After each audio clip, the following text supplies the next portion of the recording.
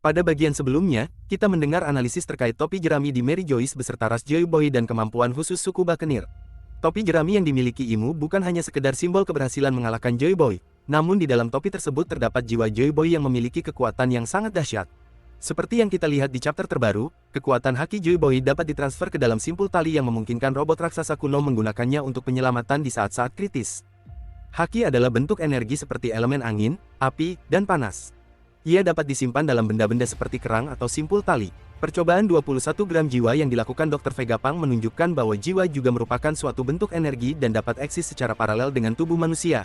Ketika seseorang meninggal, jiwanya meninggalkan tubuhnya untuk menjadi suatu bentuk energi tetapi ia tidak akan pernah menjadi tua. Seperti Brock saat ini, dengan kemampuan sains, bagian jiwa dapat disimpan di dalam wadah lain dan saya yakin topi jerami di Tanah Suci yang dimiliki Imu berisi jiwa Joy Boy yang merupakan seorang anggota suku Buccaneer karena ukuran tubuhnya cukup mirip dengan Kuma. Suku Buccaneer memiliki kemampuan khusus yaitu meskipun tubuh mereka tidak memiliki kemauan yang dikonfirmasi oleh Vegapunk sebagai jiwa namun tubuh mereka masih dapat berfungsi dan bergerak tanpa sadar dengan penuh emosi. Hal ini terlihat ketika Kuma meninju dan menghancurkan Saturnus atau saat dia tersenyum ketika melihat Bonnie telah tumbuh dewasa. Jadi Joy Boy sepertinya masih eksis dari abad kekosongan hingga sekarang dalam wujud porsi jiwa seperti sumber energi yang tersimpan sampai saatnya dilepaskan. Seperti ledakan haki yang kita lihat pada chapter 1122. Tampaknya Imu benar-benar tidak ingin menghancurkan jiwa Joy Boy karena dia masih ingin menggunakannya untuk mencapai ambisi yang lebih besar. Jadi dia tetap menyimpan topi jerami itu. Eiichiro Oda sendiri telah menempatkan Imu dalam daftar 12 orang yang ingin merebut One Piece. Hal itu menunjukkan bahwa Imu bukanlah raja dunia yang sebenarnya saat ini dan ia baru akan menjadi raja jika ia menemukan harta karun Joy Boy. Ini juga merupakan bagian yang menyatu dengan kekuatan topi jerami. Pada saat itu, ambisi Imu untuk menjadi raja dunia akan mencapai tingkat yang sempurna dan kekuasaannya akan meledak hingga mencapai puncaknya karena kita telah melihat bagaimana ia takut akan kekuatan dari haki Joy Boy. Imu belum menjadi yang terkuat di dunia. Dia masih takut pada senjata kuno, takut juga pada Luffy dan Blackbeard yang seperti terlihat saat dia memegang poster bounty kedua karakter tersebut. Ia takut kepada klan D karena misteri klan ini yang belum terpecahkan, yang membuat para anggota naga langit di Mary Joyce menjerit ketakutan. Jangan lupa bahwa Law juga merupakan keturunan dari klan D. Dia menyembunyikan namanya dan ada niat besar dari Oda ketika dia membiarkan Law berhasil kabur dari sergapan Blackbeard. Apakah menurut Anda Imu adalah raja dunia? Apakah ini terlalu dini atau tidak? Perlombaan terakhir ini mengarah pada gelar itu.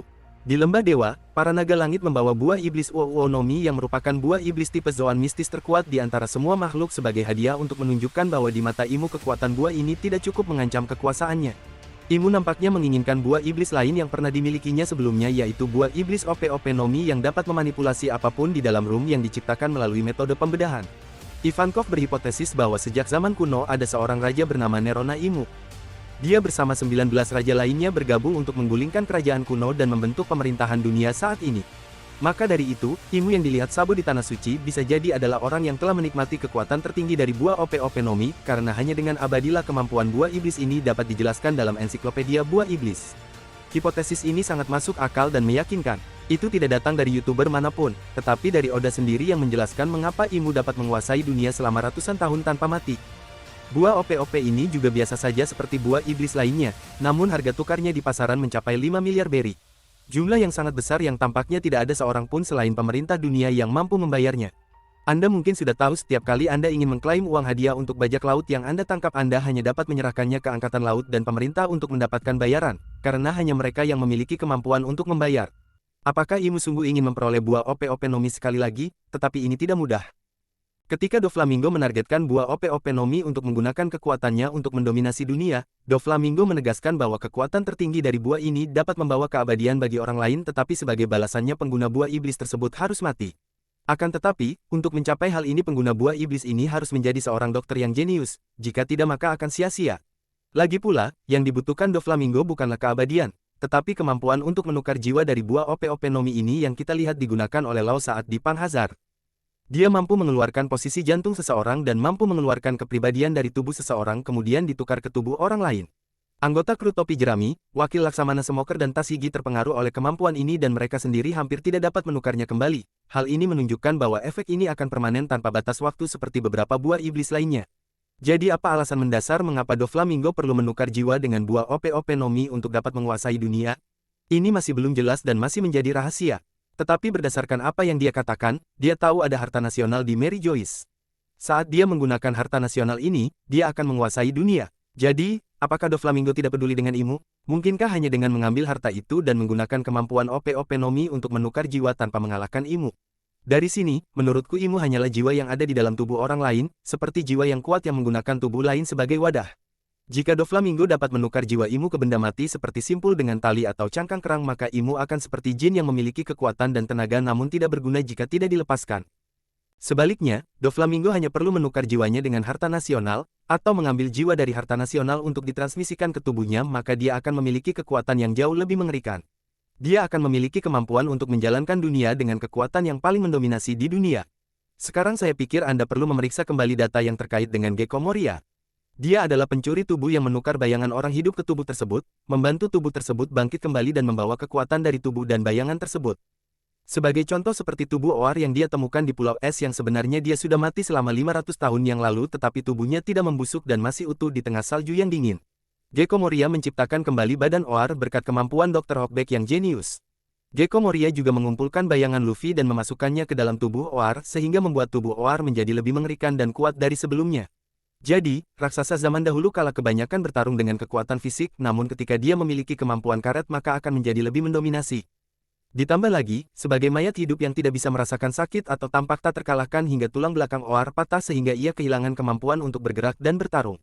Inilah benda istimewa yang diambil Moria atau Shadow yang dimasukkan ke dalam tubuhnya yang menyebabkan kematian Oar sekali lagi. Jadi Anda juga harus berpikir jika Doflamingo melakukan hal yang sama, ia menukar jiwanya sendiri ke dalam tubuh yang kuat di Mary Joyce maka kemudian dia juga akan menjadi sangat kuat untuk mendominasi dunia ini. Inilah yang diinginkan Kaido, dunia yang penuh kekerasan. Hanya yang terkuat yang bisa disebut raja dan semua orang ingin menemukan One Piece supaya mendapatkan gelar Raja Bajak Laut. Tetapi Raja Bajak Laut tidak bisa sebanding dengan Raja Dunia. Ini hanyalah titik kunci bagi kita untuk menyadari bahwa Roger hanya menemukan sepotong kekuatan yang ditinggalkan Joy Boy di Laugh Tale. Kekuatan lainnya kini dimonopoli oleh Imu di Mary Joyce dan orang-orang memanggilnya Raja Dunia tetapi kenyataannya ia seperti kaum naga langit yang mengaku diri sebagai dewa tetapi sebenarnya bukan dewa. Shirohige mengungkapkan bahwa sejak zaman kuno ada kerajaan para dewa di atas Ratline. Kerajaan tersebut bukanlah Mary Joyce, naga langit adalah dewa-dewa palsu, dan Imu juga berpura-pura menjadi Raja Dunia dengan kemenangannya di abad kekosongan atas kerajaan kuno tetapi kenyataannya dia belum menjadi Raja Dunia. Dia perlu menemukan harta karun One Piece untuk dapat menggabungkan dua harta karun yang ditinggalkan Joy Boy supaya bisa memperoleh kekuasaan atas seluruh dunia. Itulah sebabnya Oda memasukkan Imu ke dalam daftar 12 orang yang berkompetisi dalam memperebutkan One Piece. Hal ini menegaskan betapa ia menginginkan harta karun ini. Dan jelas buah OP-OP memiliki kemampuan yang sangat penting yaitu menukar jiwa seseorang dengan harta nasional atau juga dapat mengeluarkan jiwa dan memasukkannya ke tubuh orang lain untuk membangkitkan kembali kekuatan jiwa tersebut. Buah iblis dikatakan memiliki jiwa dan memiliki kemampuan untuk bereinkarnasi, dia akan mencari buah yang ada di sekitarnya kemudian buah itu akan membentuk buah iblis baru dan memberikan kekuatan kepada pemakan lainnya. Jadi jiwa Joy Boy yang mempunyai kemampuan istimewa dan kemauan kuat untuk bertahan hidup masih tersimpan di dalam topi jerami yang disimpan Imu. Jangan lupa bahwa perjuangan jiwa itu selalu ada, seperti awakening buah iblis. Jika awakening Zoan gagal, keinginan hewan akan merasuki tubuh manusia. Mereka akan dapat menggunakan buah Zoan untuk berpikir dan fisik penggunanya untuk memaksimalkan kekuatan mereka sendiri seperti kecepatan, kekuatan, dan pemulihan dari penyerapan jiwa.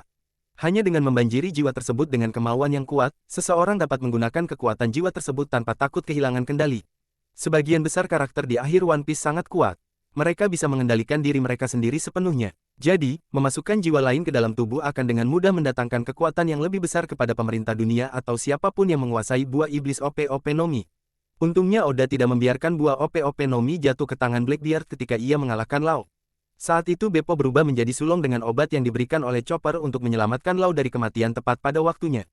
Tujuannya adalah agar Law kembali di masa depan dengan kekuatan yang sangat penting dari buah OP-OP Nomi yang dapat menukar atau memasukkan jiwa seperti ambisi Doflamingo ke dalam diri seseorang untuk meningkatkan kekuatan karakter ini dalam pertempuran yang menentukan. Dan tentu saja orang yang kita percaya adalah Luffy. Dengan demikian Luffy akan memiliki dua jiwa jika dia dan Joy Boy sama-sama mengaktifkan kekuatan buah iblis legendaris Hito Hito Nomi model Dewa Matahari Nika ke tingkat yang baru. Saya selalu berpikir bahwa jiwa Joy Boy masih ada seperti sumber energi yang tersimpan di dalam simpul tali. Dalam video berikutnya, saya akan memberikan hipotesis yang menjelaskan kepada Anda mengapa Imu sudah abadi tetapi masih menginginkan One Piece.